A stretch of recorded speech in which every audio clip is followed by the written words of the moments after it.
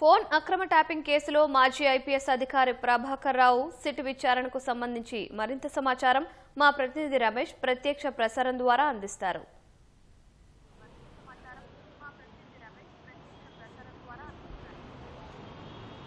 Phone tapping అక్రమ కేసులో ప్రధాన నిందితుడిగా ఉన్న ఎస్ఐపి మాజీ చీఫ్ ప్రభాకర్ రావును దాదాపు 2 గంటల పాటు కూడా సిట్ అధికారులు విచారణ కొనసాగిస్తున్నారు. నిన్న సుప్రీంకోర్టు ఆదేశాల మేరతో కూడా ఈరోజు ఉదయం 11 గంటల సమయంలో కూడా జూబ్లీస్లోని ఏసీబీ కార్యాలయానికి అతను నేరుగా వచ్చి సరెండర్ కావడం జరిగింది. అయితే సుప్రీంకోర్టు ఆదేశాల మేరకు కూడా ఇటు సిట్ అధికారులు కూడా దర్యాప్తుకు సంబంధించి కూడా కొనసాగుతుంది. ఇప్పటికే ఈ కేసుకు సంబంధించి కూడా ప్రభాకర్ రావుకు సంబంధించిన వ్యక్తిగత ఫోన్లకు సంబంధించి మొత్తం 4 ఫోన్ల వ్యక్తిగత ఫోన్లలో డేటాకు సంబంధించి కూడా ప్రధానంగా అధికారులు గతంలో విచారణ వచ్చిన సమయంలో కూడా ప్రభాకర్ రావు వద్ద నుంచి వాటిని సీజ్ చేసి ఎఫ్ఎస్ఎల్ రిపోర్టుకి అయితే పంపించడం జరిగింది. ఆ నివేదిక కూడా ఇప్పటికే సిట్టు బృందానికి కూడా చేరుకుంది. అయితే అది చేరుకున్న నేపథ్యంలో కూడా వాటిని పూర్తి స్థాయిలో విశ్లేషించిన అధికారులు దాంట్లో చాలా కీలకమైన సమాచారం అయితే పోలీసు అధికారులు అయితే రాబట్టినట్టు తెలుస్తుంది. దాని ఆధారంగా ఈరోజు ప్రభాకర్ రావుని పూర్తి స్థాయిలో కొనసాగించే అవకాశం తెలుస్తుంది. ఇప్పటికే ఈ కేసుకు సంబంధించి కూడా పరిశీలించడానికి హైదరాబాద్ జాయింట్ సిపితో పాటు తర్వాత ఐఓ ఆఫీసర్కి సంబంధించి కూడా ఇద్దరు కూడా ఈ విచారణకు సంబంధించి కూడా దాదాపు గంట పాటు కూడా జాయింట్ సిపి అతన్ని విచారించినట్టు కూడా తెలుస్తుంది. అయితే కొద్దిసేపటి కిందనే జాయింట్ సిపి ఇక్కడ నుంచి జూబ్లీస్ పిఎస్ నుంచి అయితే అతనైతే వెళ్ళిపోవడం జరిగింది. కానీ పూర్తిగా ఈ కేసులో చాలా కీలకంగా వ్యవహరించిన అక్రమ ఫోన్ ట్యాపింగ్ కేసులకు సంబంధించి కూడా కీలకంగా వ్యవహరించిన మాజీ ఎస్ఐబి మాజీ చీఫ్ ఉన్న ప్రభాకర్ రావు నుంచి చాలా కీలకమైన అంశాలు రాబట్టాలని చెప్పి కూడా అధికారులు అయితే భావిస్తున్నారు. ఇప్పటికే అనేక మంది కూడా రాజకీయ నేతలు కానీ తర్వాత ప్రముఖులు కానీ అనేక మంది కూడా ఫోన్లు ట్రాపింగ్ జరిగిందని చెప్పి కూడా గతంలో అనేక సార్లు ఆరోపణలు చేయడం జరిగింది. ఆరోపణల మేరకు ఇటు ఉప ఎన్నికలు కానీ ఎన్నికలకు సంబంధించి కూడా ఆ సమయంలో కూడా రాజకీయ నేతల ఫోన్లు ట్యాపింగ్ జరిగిందని చెప్పి కూడా వారు ఇటు పోలీసులకైతే స్టేట్మెంట్ అయితే రికార్డ్ జరిగింది.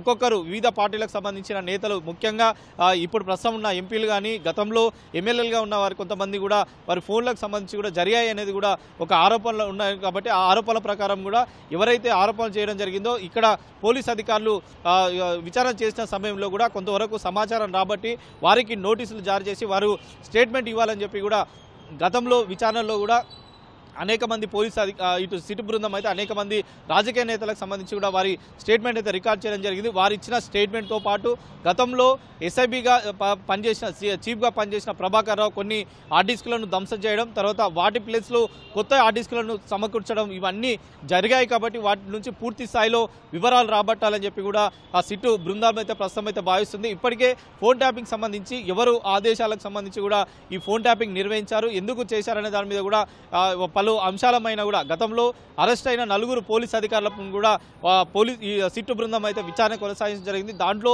ఇటు అదనపు ఎస్పీలుగా ఉన్న భుజంగరావు, తర్వాత తిరుపతన్న, గతంలో పనిచేసిన టాస్క్ ఫోర్స్ డీసీపీగా ఉన్న రాధాకృష్ణతో పాటు తర్వాత ఎస్ఐబిలో పనిచేసిన ప్రణీత్ రావును కూడా వీళ్ళందరి 4 అయితే పోలీసులు అరెస్ట్ చేసి కస్టడీ తీసుకొని చాలా కీలకమైన సమాచారం అయితే పోలీస్ అధికారులు అయితే రాబట్టడం జరిగింది. వారిచ్చిన స్టేట్మెంట్లు తర్వాత వివిధ రాజకీయ పార్టీలు ఇచ్చిన స్టేట్మెంట్లతో పాటు తర్వాత ప్రభాకర్ వ్యక్తిగత ఫోన్లకు సంబంధించి కూడా వ్యక్తిగత డేటా ఎఫ్ఎస్ఎల్ రిపోర్ట్ నివేదిక ఏదైతే వచ్చిందో వాటి ఆధారంగా కూడా ఈరోజు ప్రభాకర్ రావుని అయితే విచారించే అవకాశం ఉంది. 6 రోజుల పాటు సుదీర్ఘంగా విచారించిన తర్వాత అధికారులు సిట్టు బృందానికి సంబంధించి కూడా మరి ఎలాంటి చర్యలు తీసుకోబోతారనేది వేచి చూడాలి. ఎందుకంటే వారం తర్వాత మరొకసారి సుప్రీంకోర్టు కేసు కూడా విచారణకు ఉంది. ఆ లోపు 4 రోజుల పాటు సరెండర్ కావాలని చెప్పి కూడా సుప్రీంకోర్టు ఆదేశాలు ఇచ్చింది. కాబట్టి ఆ ఆదేశాల మేరకు ఈరోజు ఉదయం 10:59 అతను నేరుగా జూబ్లీస్లోని ఐఓ ఆఫీసర్గా ఉన్న ఏసీపీ వెంకటగిరి వద్దకైతే వచ్చి సరెండర్ కావాలని జరిగింది. ఈ కేసులో కీలక విషయాలు ప్రభాకర్ నుంచే రాబట్టాలని చెప్పి కూడా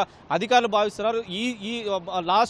ఈ ప్రభాకర్ విచారించినట్లయితే కీలక పరిణామాలు కీలక విషయాలు అయితే తెలుస్తాయి. ఈ కేసుకు సంబంధించి కూడా ఒక కొలిక్ వస్తుందని చెప్పి కూడా పోలీసు అధికారులు భావిస్తున్నారు. కాబట్టి ఈ వారం రోజుల పాటు అతని నుంచి సమాచారాన్ని అయితే రాబట్టే అవకాశం ఉంది. ఎందుకంటే గతంలో 6 సార్లు సుదీర్ఘంగా ఒక్కొక్కసారి కూడా దాదాపు 6 నుంచి 8 గంటల పాటు కూడా విచారించడం జరిగింది. అప్పటికి కేవలం సమాచారం ఇవ్వట్లేదు, పోలీసులకు సహకరించట్లేదని చెప్పి కూడా సుప్రీంకోర్టు దృష్టికి వెళ్లారు. కాబట్టి మరి ఈ వారం రోజుల కస్టడీలో మరి పోలీసులకు ఎలా ఏ విధంగా సహకరిస్తారు, తర్వాత అతనికి సంబంధించి కూడా పోలీసు అధికారులు అడిగిన వివరాలకు పూర్తి స్థాయిలో సమాధానం చెప్తారా లేదా అనేది కూడా వేచి చూడాలి. వారం తర్వాత సుప్రీంకోర్టుకు సంబంధించి కూడా పోలీసు అధికారులు ఒక నివేదికను కూడా ఇచ్చి తర్వాత ఈ కస్టడీకి సంబంధించి కూడా మరొకసారి పొడిగించాలని అడుగుతారా లేదా ఈ కస్టడీతో కూడా పోలీసు అధికారులు సిట్ అధికారులు కూడా తృప్తి పొందుతారా లేదా అనేది కూడా ప్రస్తుతం అయితే వేచి చూడాల్సిన పరిస్థితి అయితే ఉంది. Vote studio.